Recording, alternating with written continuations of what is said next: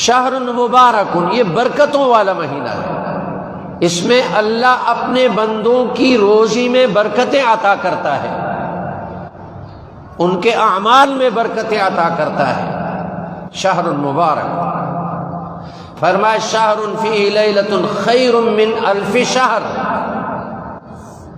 اس مہینے میں ایک رات اللہ نے ایسی پیدا فرمائی کہ جو 1000 مہینوں کی عبادت سے افضل ہے۔ اس ایک رات میں جو بندہ اللہ کی عبادت کرے 1000 مہینوں کی عبادت سے افضل ہے۔ 1000 مہینے بنتے ہیں 83 سال، بہت کم لوگ ایسے ہوں گے جو 83 سال کی عمر کو پہنچیں، ورنہ اس سے پہلے دنیا سے رخصت ہو جاتے ہیں۔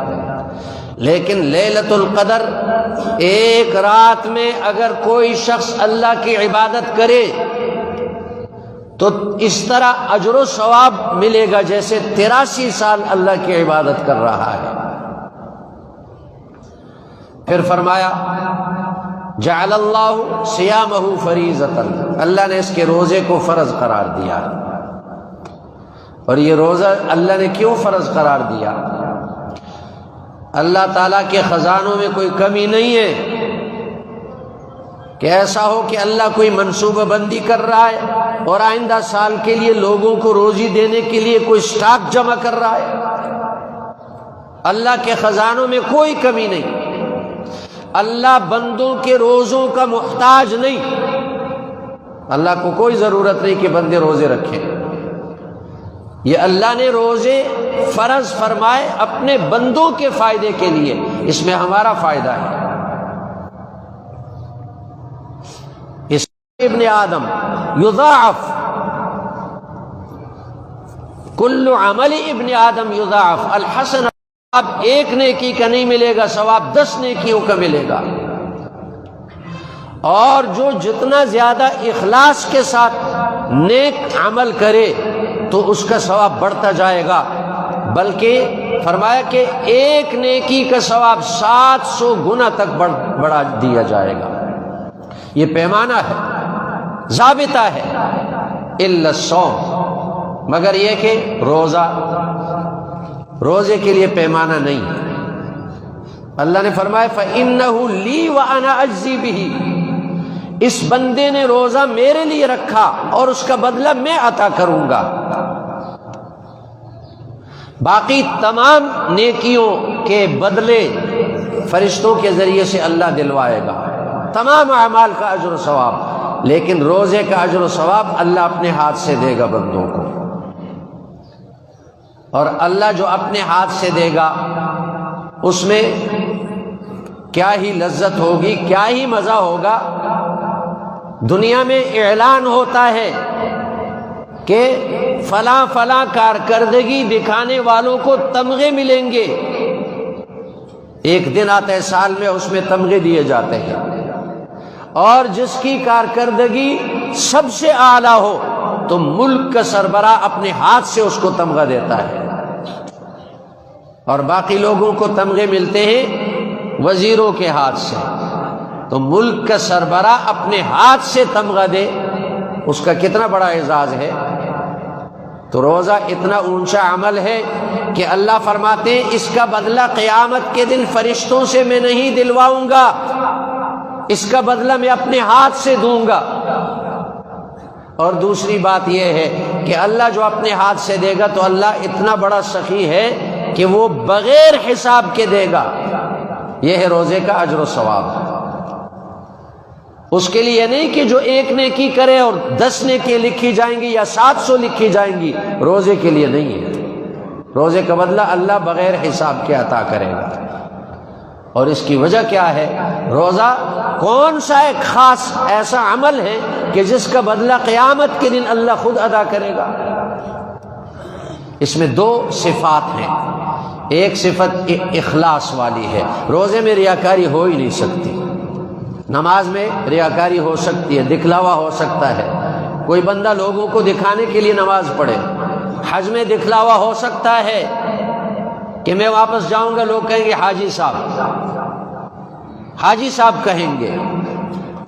زکوٰۃ اور صدقے میں تو لوگ دکھلاوا ہی کرتے ہیں جو بھی صدقہ کرتا ہے، زکوٰۃ دیتا ہے، کیمرے والے کو بلا کر اس کے سامنے زکوٰۃ دیتا ہے، اس میں تو سراسر دکھلاوا ہے۔ لیکن روزہ ایسا عمل ہے اس میں 1000 کیمرے بھی لائیں، روزے کا پتہ نہیں چلتا کسی کو، اس میں دکھلاوا ہو ہی نہیں سکتا۔ اس لیے اللہ جل شانہ فرماتے ہیں روزہ اس بندے نے میرے لیے رکھا اور اس کا بدلہ میں اپنے ہاتھ سے ادا کروں گا۔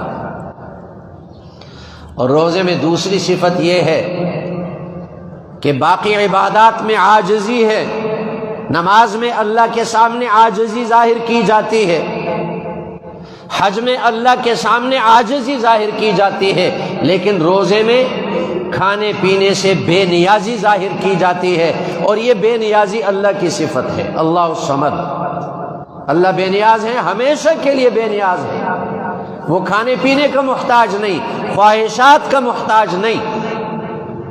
لیکن بندہ ہمیشہ بے نیاز نہیں ہو سکتا، بلکہ بندہ اللہ کو دکھاتا ہے کہ اے اللہ تو بے نیاز ہے، میں صبح صادق طلوع ہونے سے لے کر سورج غروب ہونے تک تیری بے نیازی کی صفت اپنے اندر پیدا کرتا ہوں، میں بھی کھانے پینے سے بے نیاز ہو جاتا ہوں۔ اس لیے اللہ کو یہ عمل بہت پسند ہے، یہ صرف اللہ کو دکھانے کے لیے ہوتا ہے۔ اور اللہ نے یہ رمضان کے مہینے میں اعمال آسان بھی کر دیے۔ اعمال کرنے میں 2 رکاوٹیں ہوتی ہیں، ایک نفس اور ایک شیطان۔ نفس انسان کو گمراہی پر ڈالتا ہے، شیطان انسان کو گمراہی پر ڈالتا ہے، لیکن اللہ نے کتنی آسانی کر دی کہ شیاطین، سرکش شیاطین کو باندھ دیا جاتا ہے۔ جب رمضان کا چاند نظر آئے سرکش شیاطین باندھ دیے جاتے ہیں، چھوٹے موٹے شتونگڑے، وہ اگر کچھ اپنا کام کرے لیکن وہ بھی جو بندہ روزہ رکھے اس پر اس کا اثر نہیں چلتا۔ اور نفس، اس کو بھی گویا کہ نفس کی طاقت کو کمزور کر دیا جاتا ہے روزے کے ذریعے سے۔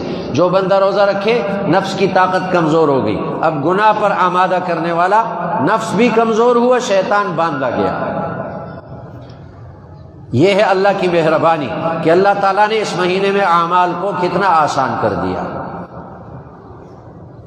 فرمایا جعل اللہ صیامہ فریضۃ وقیام لیلہ تطوعا، رات کے قیام کو اللہ تعالیٰ نے نفلی قرار دیا، فرض نہیں قرار دیا۔ تراویح کی نماز جو پڑھی جاتی ہے 20 رکعت، لوگ اپنے لیے سہولتیں نکالتے ہیں، آپ لوگوں کو نہ دیکھیں، کسی نے 8 بنا دی اور سعودی حکومت نے جو ہے نا 10 تراویح مقرر کر دی، نہ 8 نہ 20، 10، نہ ادھر کے نہ ادھر کے، تو 20 رکعت تراویح ہے۔ نبی کریم صلی اللہ علیہ وسلم نے فرمایا علیکم بسنتی و سنت الخلفاء الراشدین، میری سنت کو لازم پکڑو، میرے خلفاء راشدین کی سنت کو لازم پکڑو۔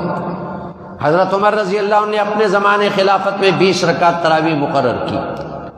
نبی کریم صلی اللہ علیہ وسلم نے 3 راتیں تراویح کی جماعت کرائی، اور صحابہ کے اہتمام کو دیکھا کہ وہ اس کا اہتمام کرتے ہیں، تو فرمایا اے لوگو یہ نزول وحی کا زمانہ ہے، اگر تم اس کا اتنا اہتمام کرو گے تو خطرہ ہے کہ تم پر یہ نماز فرض قرار دی جائے۔ اس لیے اپنی اپنی نماز الگ الگ پڑھو، گھروں میں پڑھو، لیکن نبی کریم صلی اللہ علیہ وسلم کے بعد اب وحی نازل نہیں ہو سکتی، تو حضرت عمر رضی اللہ تعالیٰ عنہ نے 20 رکعت تراویح پر امت کو جمع کیا۔ حضرت عثمان رضی اللہ عنہ نے اپنے زمانے خلافت میں 20 رکعت تراویح پڑھی، حضرت علی رضی اللہ عنہ نے اپنے زمانے خلافت میں 20 رکعت تراویح پڑھی، اور صحابہ کرام نے 20 رکعت تراویح پڑھی، اور حرمین شریفین میں 20 رکعت چلتی رہی، اب انہوں نے 10 کر دی آسانی کے لیے۔ تو تراویح 20 رکعت ہے، اور یاد رکھیں حدیث پاک میں آتا ہے نبی کریم صلی اللہ علیہ وسلم نے فرمایا اقرب ما یکون العبد من ربہ وہو ساجد، بندہ اپنے رب کے انتہائی قریب اس وقت ہوتا ہے جب کہ وہ سجدے میں پڑا ہو۔ تو اللہ تعالیٰ نے 20 رکعت تراویح میں 40 سجدے ہمیں نصیب فرمائے، ہمیں عطا کر دیے، تاکہ 40 مقامات قرب بندے کو مل جائیں اور بندہ اپنے رب سے قریب ہو جائے۔ تو فرمایا قیام لیلہ، اس کے رات کا قیام اللہ نے فرض نہیں قرار دیا، سنت اور نفل کے درجے میں رکھا ہے۔